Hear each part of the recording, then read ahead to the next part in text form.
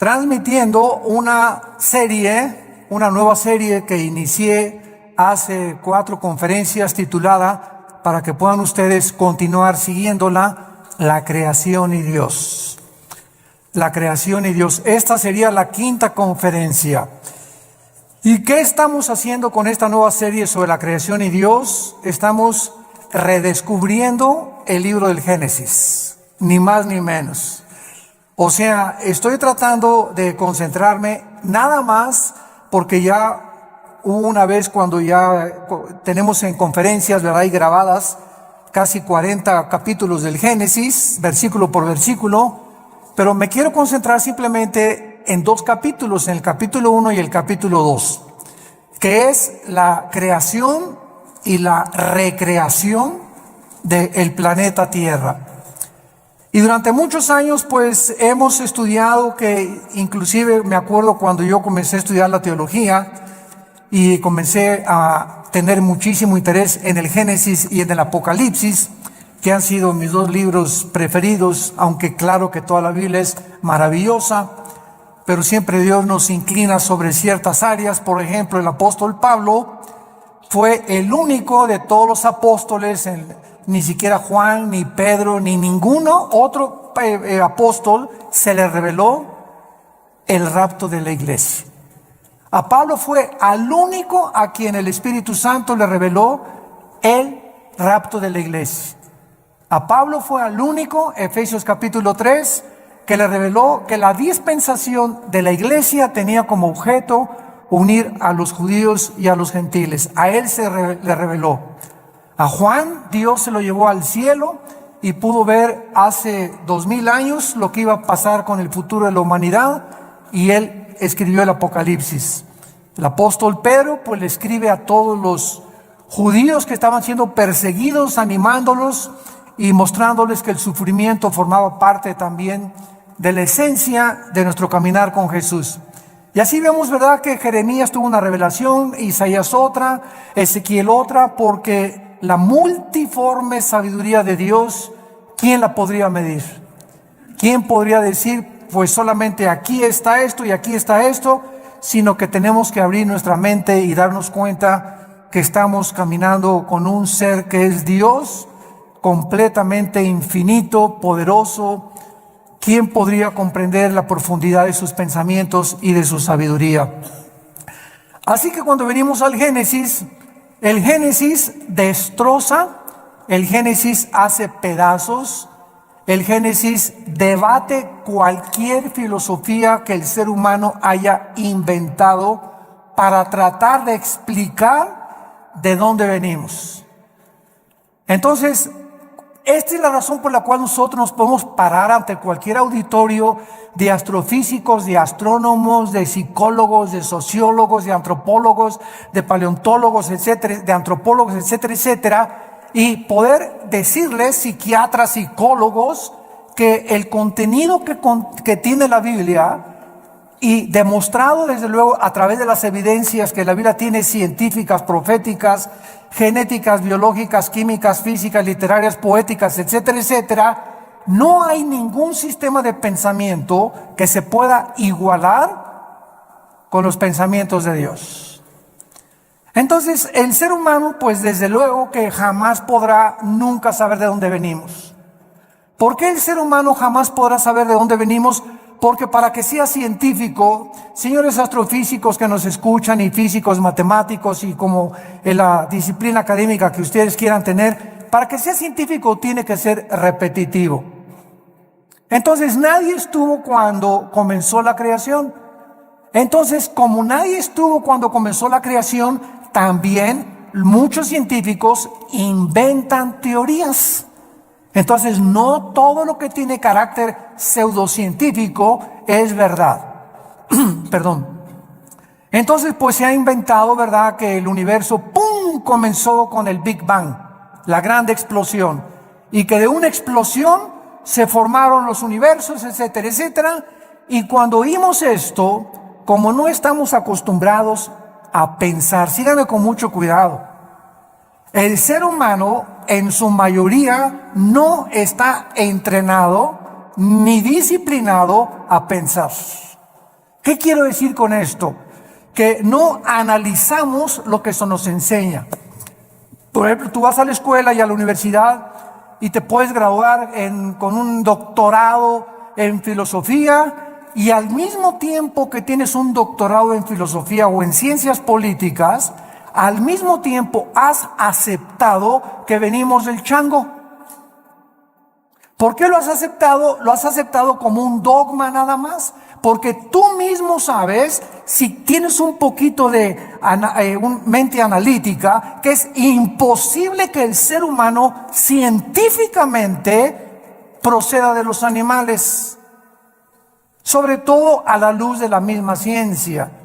En 1954, recuerden ustedes que hubo dos doctores norteamericanos, el doctor Watson y el doctor Crick, que se les dio el premio Nobel de Medicina, 1954. ¿Por qué se les otorgó el premio Nobel de Medicina? Porque descubrieron la hélice del ADN, del ácido desoxirribonucleico.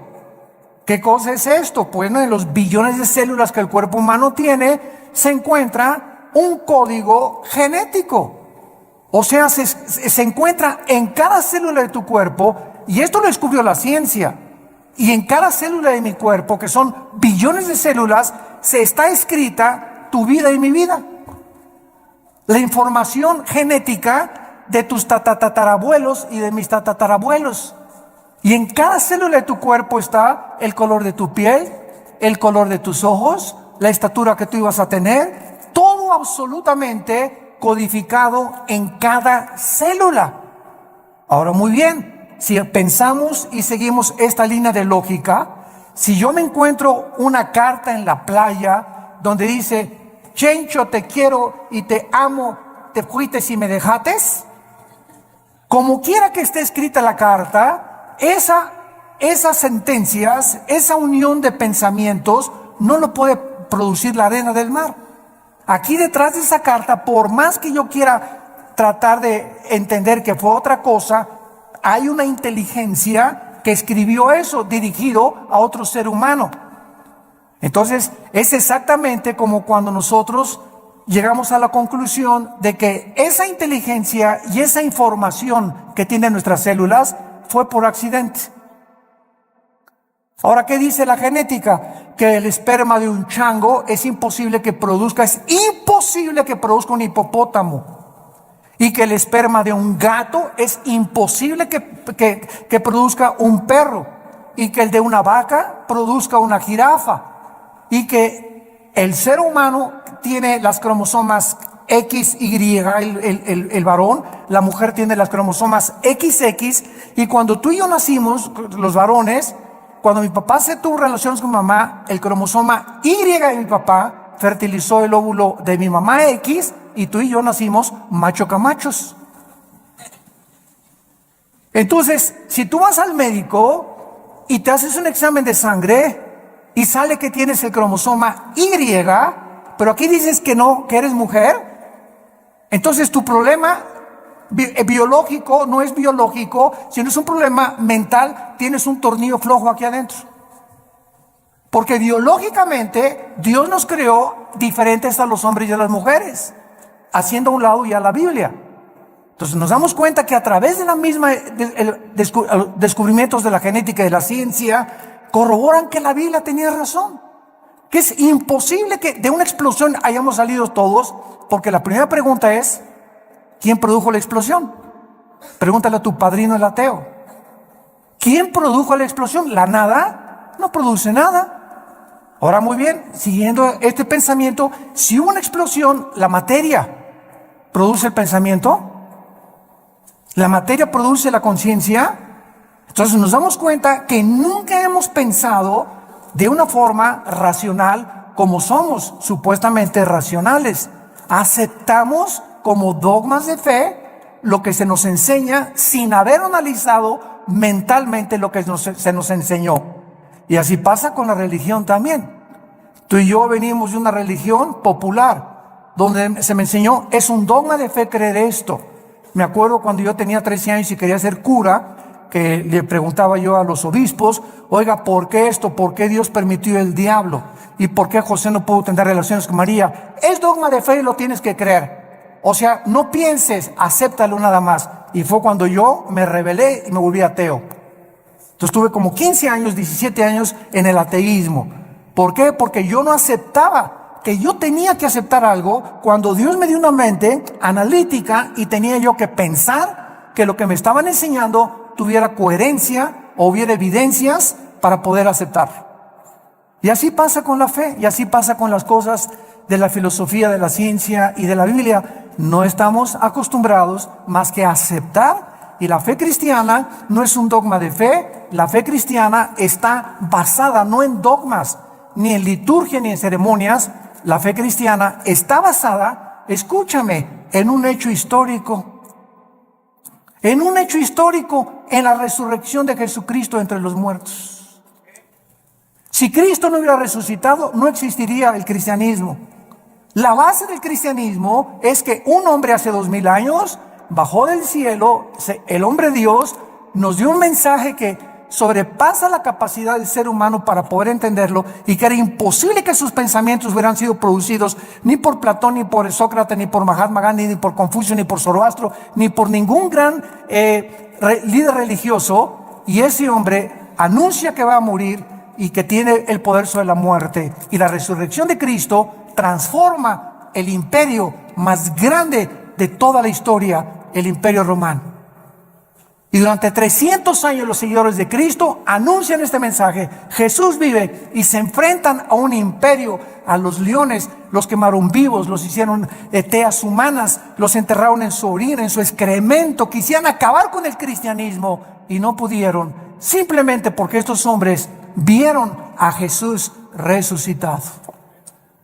Y eso es lo que cambia al ser humano. No tenemos una Biblia con dogmas, tenemos una Biblia con evidencias históricas, arqueológicas, químicas, genéticas y de cualquier disciplina que tú quieras mencionar. Muy bien.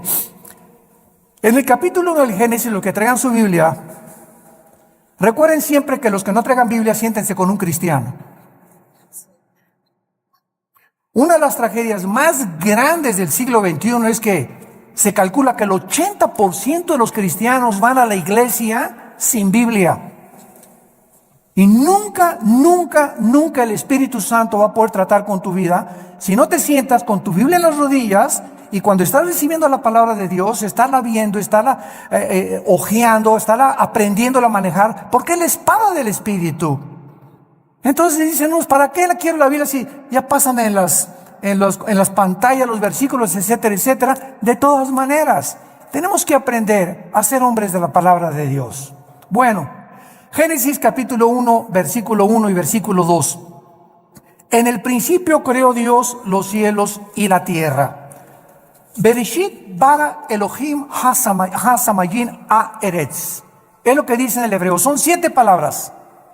Es impresionante el número 7 en la Biblia. Esto se llama en la Biblia la gematría, con G de gárgara, gematría. ¿Qué es la gematría? La gematría estudia la relación que existe entre los números y las letras.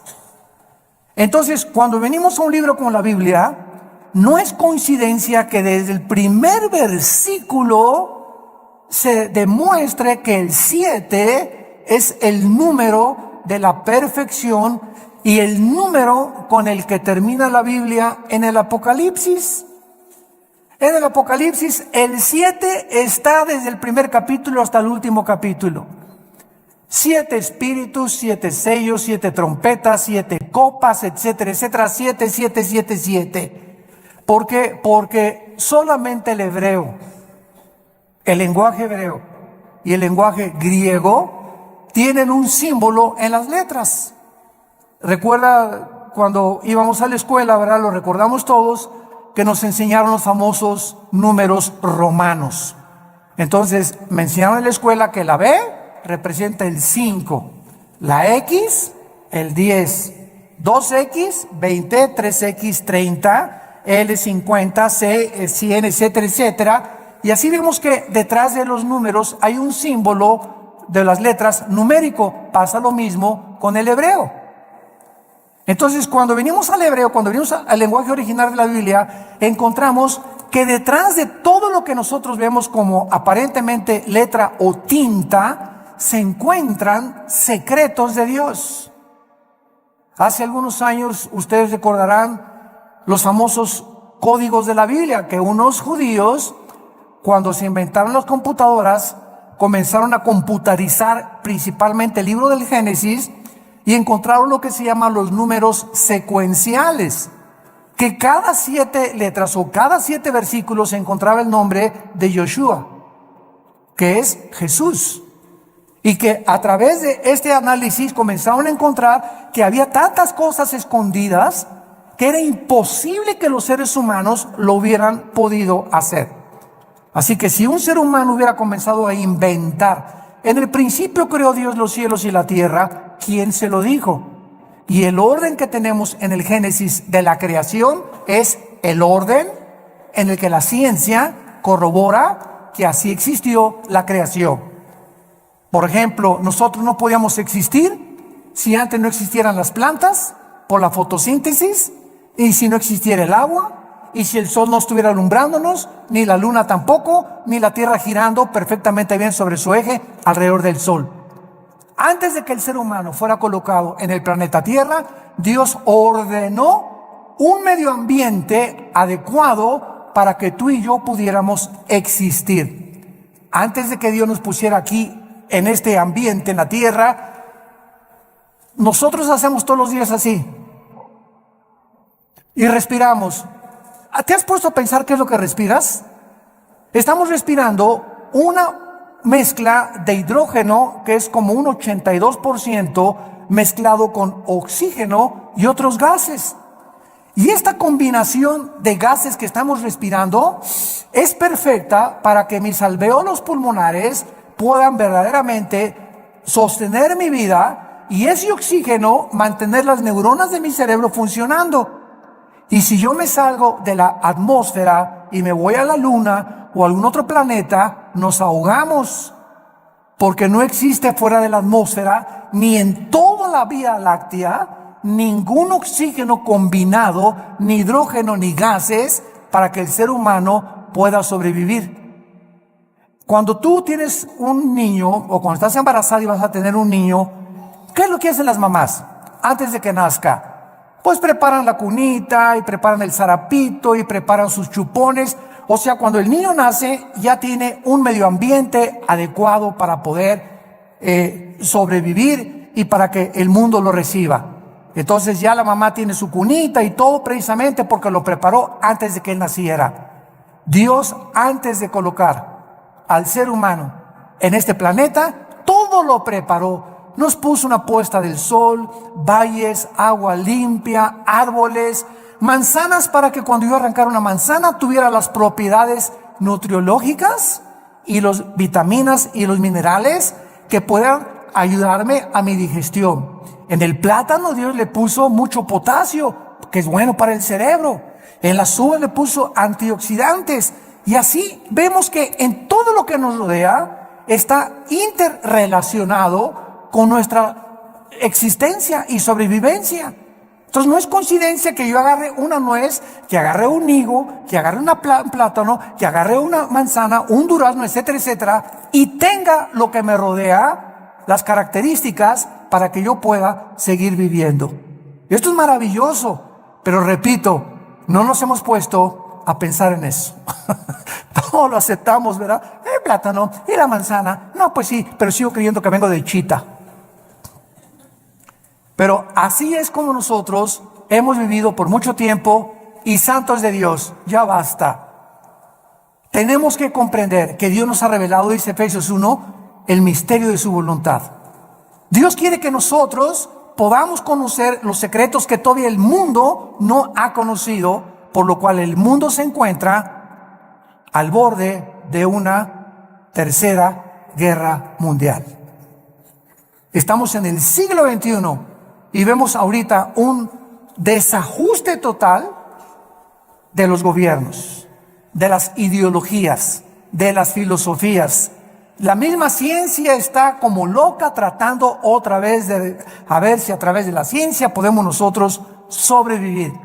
Hemos hecho un pobre papel como administradores de este mundo y estamos a punto de autodestruirnos nosotros porque nos hemos creído dioses. Y hemos sacado a Dios de la ecuación y hemos creído que tenemos el potencial y los talentos y la inteligencia para que nosotros resolvamos los problemas que van más allá de nuestra capacidad para poder resolverlos. No somos dioses.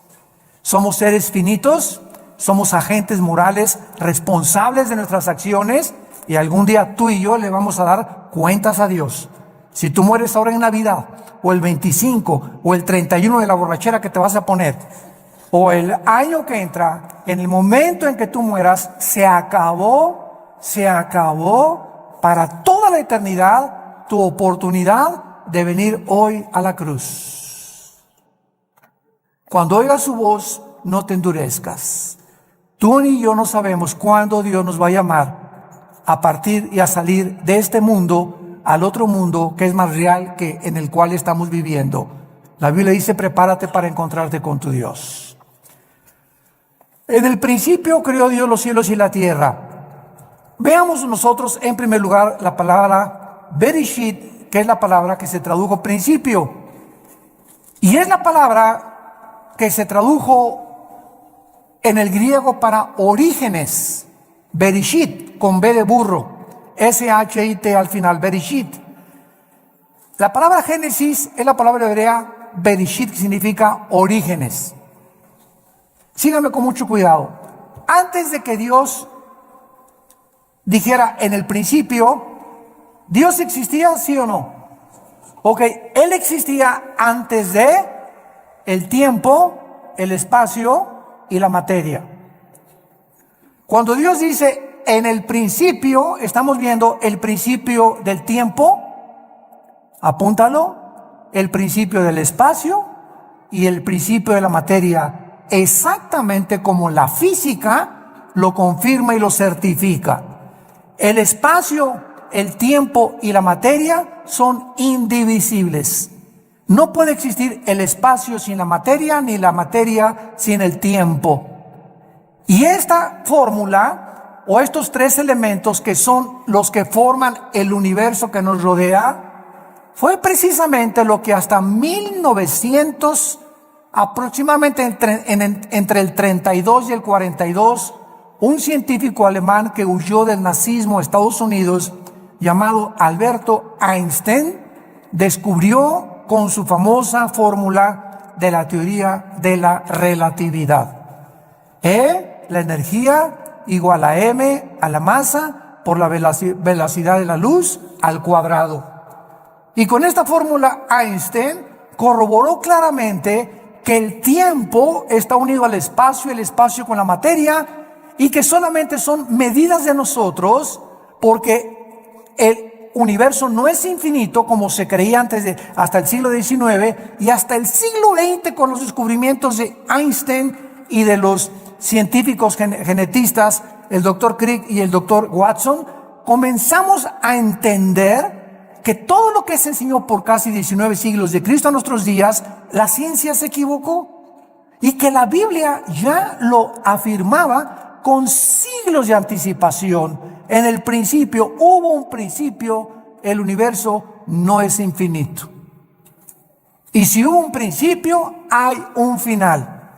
Y a finales del siglo XIX comienza otra teoría científica a demostrar la Biblia, la famosa ley de la termodinámica, las leyes de la termodinámica. La primera ley y la segunda ley de la termodinámica confirman que nada se crea ni se destruye. La segunda ley afirma que el universo está en un proceso de deterioro, que todo se tiene que descomponer, todo se tiene que oxidar con el tiempo, todo se tiene que echar a perder. A tu carro le tienes que estar continuamente echando aceite para que funcione el motor. Tenemos que estar tomando agua nosotros, vitaminas. Estamos en un proceso, en un universo donde el mismo sol pierde millones de toneladas masa por segundo. El Sol pierde millones de toneladas masa por segundo. Esto establece la segunda ley de la termodinámica y lo confirma después Hebreos 1 del 10 al 12. Señor, en el principio tú eres para siempre, todo desaparecerá, pero tú permaneces por toda la eternidad. La Biblia ya enseñaba que el universo tenía algún tiempo que terminarse. Esto se conoce en la física como la ley también de la entropía, si lo quieres apuntar. La ley de la entropía, del desgaste, que la Biblia tiene otro nombre y es en Romanos 8, la ley de la corrupción. Todo se está corrompiendo, todo se está echando a perder. Vivimos en un universo donde ya nacemos chiquititos, llegamos a lo máximo de nuestra creación de la juventud, a la tercera, ahora dicen que ya no es la tercera edad, sino que es la cuarta edad también. Y los que llegan a la cuarta edad, ¿verdad? Ya comenzamos a ser los viejitos como fuéramos chiquitos, ya nos tienen otra vez como bebés, que cuidarnos, que sentarnos en silla de ruedas, que darnos de comer en la boca, porque se nos comienza a encoger todo el cuerpo, comenzamos a perder funciones del pulmón, del corazón late con más, con más resistencia y con más trabajo, y todo otra vez regresamos otra vez a la tumba, porque del polvo de la tierra el cuerpo humano fue formado también de acuerdo a la Biblia. En el principio creó Dios los cielos y la tierra. Entonces, este principio es algo increíble porque Dios era eterno. Vean esto, aquí está la eternidad. En la eternidad no existe el tiempo.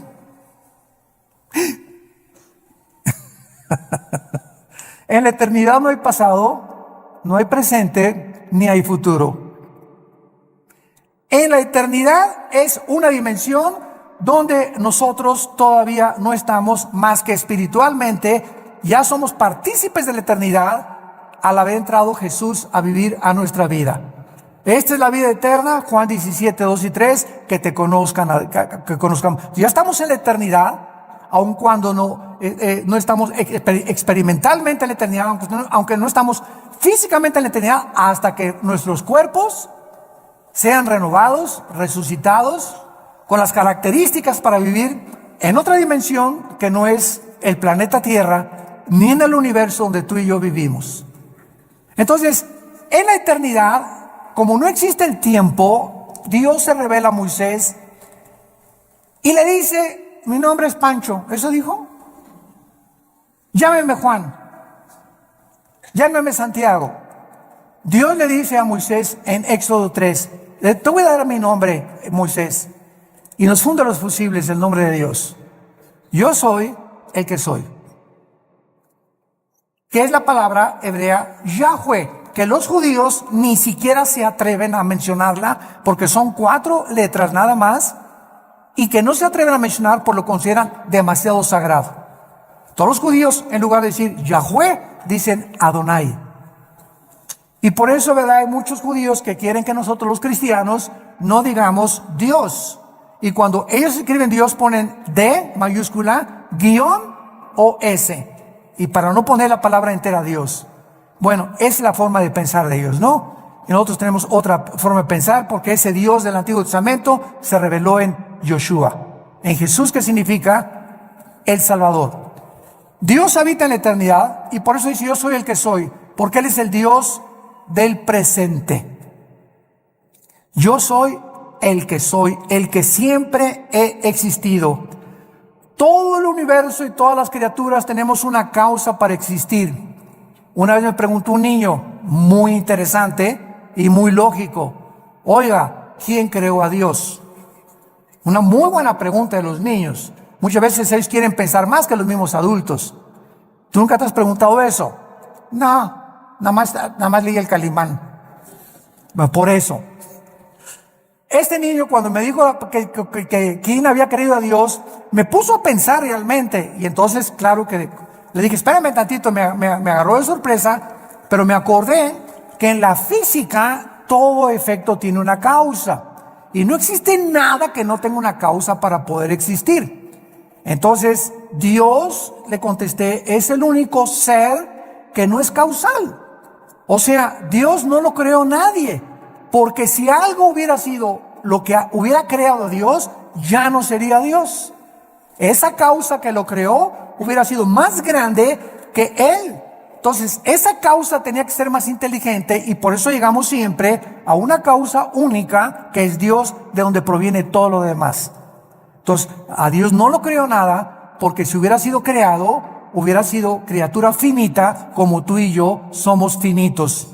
Porque tuvimos un principio, tendremos un final cuando nosotros muramos. Entonces, Él habita la eternidad, dice en Isaías, el que habita la eternidad y la santidad y con los quebrantados de corazón. Ahora, pongan mucha atención. Aquí no existía nada, la eternidad. En el principio creó Dios los cielos, plural, shamayim en el hebreo. ¿Cuántos cielos hay? ¿Perdón? 3, 2 Corintios 12, del 1 al 3. El apóstol Pablo habla de 3 cielos. ¿Cuáles son los 3 cielos que este libro maravilloso nos revela? En primer lugar tenemos el cielo atmosférico, de la atmósfera hacia abajo. De la atmósfera hacia abajo es donde el ser humano puede vivir. Y de la atmósfera hacia abajo es donde opera Satanás. Efesios 2, del 1 al 3. Se le llama a Satanás el príncipe de la potestad del aire. Y esa palabra aer del griego es atmósfera. O sea, Satanás opera de la atmósfera hacia abajo. Síganme con cuidado. Estamos pensando, ¿verdad? Muy bien. ¿Qué existe en el mundo invisible de la atmósfera a su alrededor? Ondas de radio, ondas de sonido. Ahorita está pasando por aquí la charrita del cuadrante. Aquí está FM, diferentes bandas que yo no las veo ni las oigo, pero tengo un aparatito que se llama radio, y ese radio tiene un diseño para que cuando yo le vaya moviendo el botoncito, agarre esta banda o agarre esta banda o AM o FM, que con mis oídos físicos no los puedo yo sintonizar, pero ese aparatito lo traduce y lo traslada a mis oídos. Entonces, de la atmósfera hacia abajo, Satanás tiene el control de los medios de comunicación. Cuidado con lo que lees y lo que oyes en la televisión. Cuidado las películas que ves. Cuidado la música que escuchas. Cuidado los mensajes que escuchas. Porque esto es precisamente el control de Satanás. Dice en 1 Timoteo 4:1, muchos apostatarán de la fe en los últimos tiempos. ¿Qué dice? Viendo, oliendo, tocando. No, dice, muchos apostatarán de la fe oyendo a espíritus engañadores. Es a través del sentido del oído que los demonios pueden afectar mi mente y tu mente. Cuídate con los amigos que tienes que te hablen cosas. Ay, sí, ¿a poco tú ya eres virgen a los 25 años de edad? Ay, pues ahora la moda es que todas las muchachas se acuesten con sus novios y ya, ¿verdad? Para probarnos. Y comenzamos a oír algo que no viene de Dios. Y viene de tu compadre, de tus familiares, de tus amistades, pero siempre es a través de el oído. Y lo que viene de Dios, Romanos 10:17, la fe es por el oír, y el oír. ¿Qué estamos oyendo más? ¿El radio? ¿La charrita del cuadrante? ¿El FM? ¿La música del mundo? ¿Los consejos del mundo? ¿O estamos oyendo a Dios? En la proporción en la que tú tengas contacto con la Biblia y oigas lo que Dios a través de la Biblia te quiere decir, es en la proporción en la que tendrás discernimiento para saber que cuando oigas algo que no es de Dios, tú ya tienes tu oído tan afinado que dices, esto no es de Dios, no te oigo, no me digas eso por favor, esos chismes ya no los quiero oír. Y comenzamos nosotros a aprender a rechazar el espíritu de mentira y el espíritu de error que siempre viene a través de lo que oímos. Esto es impresionante y miren ustedes lo que les voy a contar en este momento. En el versículo 3 la Biblia dice: y Dios dijo que sea la luz. No estoy mal, estoy haciéndolo a propósito. Oiga, pero ¿cómo es posible que Dios diga día la luz si hasta el cuarto día el Dios puso en movimiento el sol y la luna? Fíjense cuántas cosas hemos oído y no hemos pensado para saber que aquí hay una aparente contradicción. Oye, que sea la luz y hasta el cuarto día y Dios pone en movimiento el sol y la luna. Entonces, ¿cómo puede haber dicho Dios que sea la luz si hasta el cuarto día aparece el sol y la luna? La física nos va a ayudar. ¿Qué es la luz, señores físicos que nos acompañan? Bueno, estamos en el siglo XXI y hasta este momento solamente podemos concluir, dicen los físicos, que es un fluido de electrones o es un fluido de fotones, y hasta ahí se quedan los físicos. En otras palabras, lo podríamos resumir: la luz es energía. Energía. Muy bien. Cuando Dios dijo, antes de que cualquier cosa en el planeta Tierra funcionara, que sea la luz, Dios ponía alrededor de la Tierra energía que se conoce como la energía electromagnética. Apúntalo. El electromagnetismo es algo que rodea el planeta Tierra, síganme con mucho cuidado, y gracias a este poder electromagnético que rodea la Tierra, ahorita tú me estás escuchando. Porque del electromagnetismo hacia abajo, mi voz, el sonido, viaja en ondas. La luz viaja también en ondas. Las tinieblas son estáticas. Las tinieblas no viajan, las tinieblas están estáticas, la luz viaja. Y cuando Jesús dice que Él es la luz y que los que le seguimos no vamos a estar en tinieblas, significa que los que seguimos a Jesús estamos continuamente avanzando, continuamente. Los que no tienen a Jesús están ahí hace 20 años, hace 30 años, así. No han avanzado en sus vidas sí, son doctores, son esto y el otro, pero jamás han podido entender nada de lo que los rodea, y su vida solamente es comer, beber, dormir. Como las vacas en la mañana, con la comida, la cena, y al otro día, ¿qué negocio voy a hacer? ¿Por dónde voy a avanzar? ¿Qué voy a estudiar? Y así llegan a los 70, 80 años de edad. Nacieron en las tinieblas, vivieron en las tinieblas y regresan a las tinieblas. Nunca descubrieron el propósito por el cual Dios los creó. Igual que los mismos animales. Y así lo dicen los salmos. El hombre que no ha entendido a Dios es como los animales. Nada más que los animales nos ganan. ¿Cómo que nos ganan? Sí, el ser humano está aquí, los animales están debajo de nosotros, y el ser humano, el animal mata por instinto, el animal sobrevive, el animal no tiene conciencia como tenemos tú y yo, pero cuando el ser humano rechaza esa conciencia y los valores de Dios, el ser humano desciende más bajo que los animales. Y es a donde la raza humana en este momento ha descendido.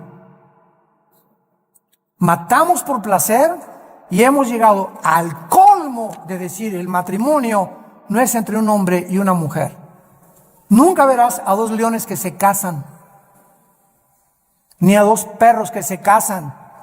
Pero hemos llegado y decimos que somos pensantes a completamente destruir las leyes de la biología, las leyes de la genética, la ética de Dios, la moral que Dios nos dio en los mandamientos, y nos hemos convertido en peor que animales. Y lo estamos aceptando como algo normal. Seres humanos creados a la imagen y semejanza del Creador. Han descendido peor que los animales. El electromagnetismo es uno de los poderes que existen con la gravitación y las fuerzas termonucleares. Son los tres poderes que rodean el universo. Y gracias al electromagnetismo nos podemos comunicar. Nos salimos de la atmósfera en la luna, y si yo voy con mi esposa a la luna y le digo, Marta, me dice, no te oigo. ¿Por qué? Porque saliendo de la atmósfera ya no existe el electromagnetismo. Entonces mi esposa y yo tenemos que tener escafandras especiales para comunicarnos fuera de la atmósfera. Por eso los astronautas tienen que comunicarse con escafandras. Te la quitas y no nos oímos. ¿Por qué? Porque fuera de la atmósfera no fue el programa de Dios para que viviéramos. Y el colmo de los colmos, gente en el siglo XXI que quiere irse a la luna y luna de miel. Hágame el favor nada más, mejor que la Riviera Maya. Oiga, ahí en la luna o en Marte, bien nomás la locura, bien, a lo que hemos llegado, ¿no? Nos reímos ahorita, pero créame lo que ya están haciendo planes. Oye, ahí arriba ni beso le vas a poner a tu esposa. Van a chocar dos fibras metálicas de las escafandras o de fibra de vidrio, ¿verdad? Con lo que está hecho la careta. Y desde lejecitos. Increíble, pero cierto. Hay un ruso que pagó quién sabe cuántos millones de dólares para ser el primero en poder establecerse en la luna. Y el sueño del ser humano es conquistar el espacio y llegar a Marte y esto y el otro, cuando no hay ninguna de las características, ni la atmósfera, ni el agua, ni nada, ni las plantas, ni las frutas que existen para poder sobrevivir más de un mes en otro planeta. Así de brutos somos. En el principio creó Dios los cielos y la tierra. Entonces está la eternidad, y en penúltimo lugar hay tres cielos. Nos quedamos en el cielo de la atmósfera, donde no habita Satanás, habita por todo el universo. Pero él opera y energetiza de la atmósfera hacia abajo y usa los medios de comunicación y lo que oímos para afectar nuestro sistema de pensamiento y nuestras doctrinas. Y cuando comenzamos a comprender eso y todas estas cosas, comenzamos a tener más defensas, más municiones para pelear contra él. Me voy a cuidar lo que oigo, la música que oigo, las películas que veo, los consejos que me da mi comadre, los consejos que me da mi suegra. Si no son cristianos, que se bañen. De la atmósfera para arriba sigue el cielo cósmico. Es el segundo cielo. El cielo que nos rodea en la Vía Láctea, ¿verdad? Plutón, Mercurio, Júpiter, Saturno, etcétera, etcétera. Es el cielo, es el segundo cielo. Este segundo cielo está ocupado. Sí existen los extraterrestres.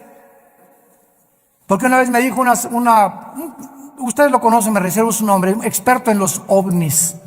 Oiga, el doctor Alducin, ¿y usted por qué no cree en los ovnis y los cristianos? Le dije, ¿quién dice que no creemos en los ovnis? Claro que creemos en ellos, pero simplemente no le llamamos ovnis, le llamamos ovis. ¿Qué quiere usted decir? Objetos voladores identificados. Para nosotros no son no identificados. Sabemos que existe un fenómeno, que existe algo que aparentemente es real, pero sabemos quién está detrás de este fenómeno. Y cuando venimos a la Biblia, descubrimos que Satanás, Lucifer, el príncipe de la potestad del aire, tiene el poder de materializar la energía. Él puede hacer que se levante este púlpito, te puede apagar la televisión, puede ponerte un programa que tú no cambiaste, te puede abrir las ventanas de tu casa, te puede producir sonidos que hay con cadenas arriba del techo, te puede producir que hay un coyote cerca de tu baño aullando a las 2, 3 de la mañana, te puede hacer que una persona se aparezca y entre a tu cuarto toda vestida de negro, o puede hacer apariciones de como se llama la Llorona, una señora vestida toda de blanco que de repente pasa por tu casa o en la noche y tú la ves y tú juras que algo pasó y que los medios de comunicación y las películas están llamando, ¿verdad? Apariciones. Son demonios. Son demonios.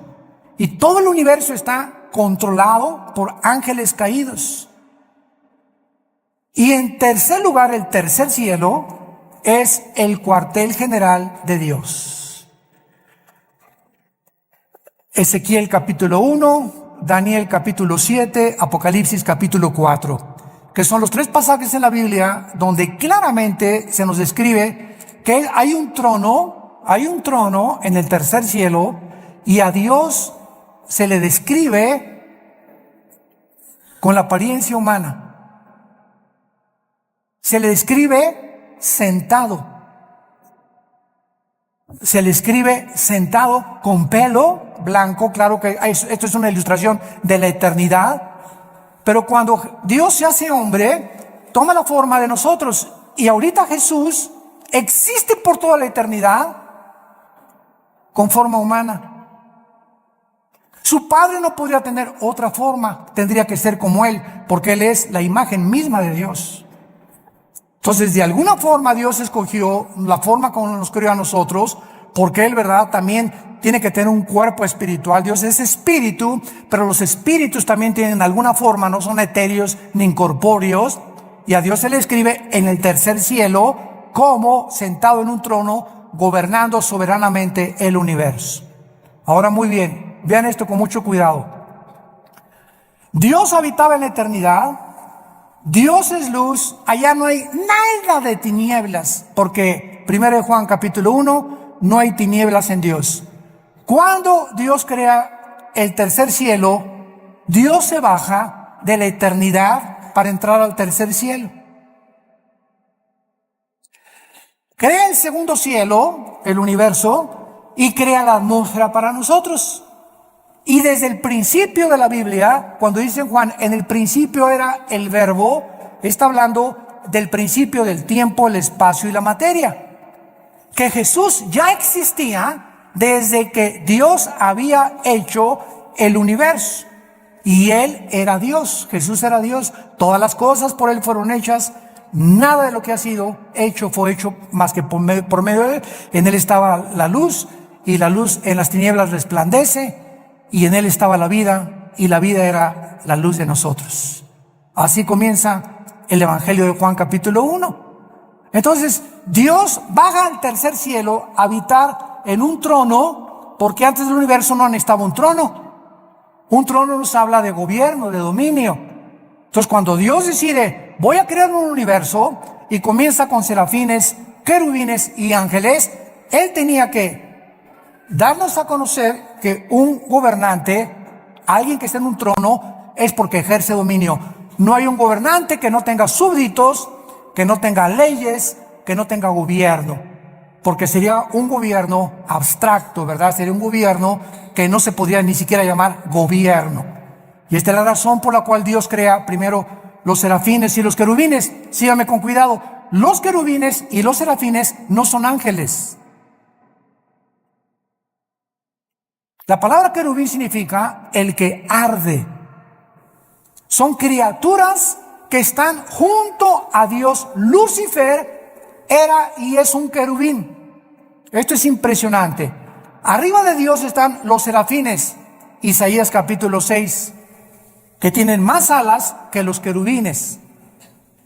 La palabra ángel, malak, con M de mamá en el hebreo, angelus en el griego, significa mensajeros.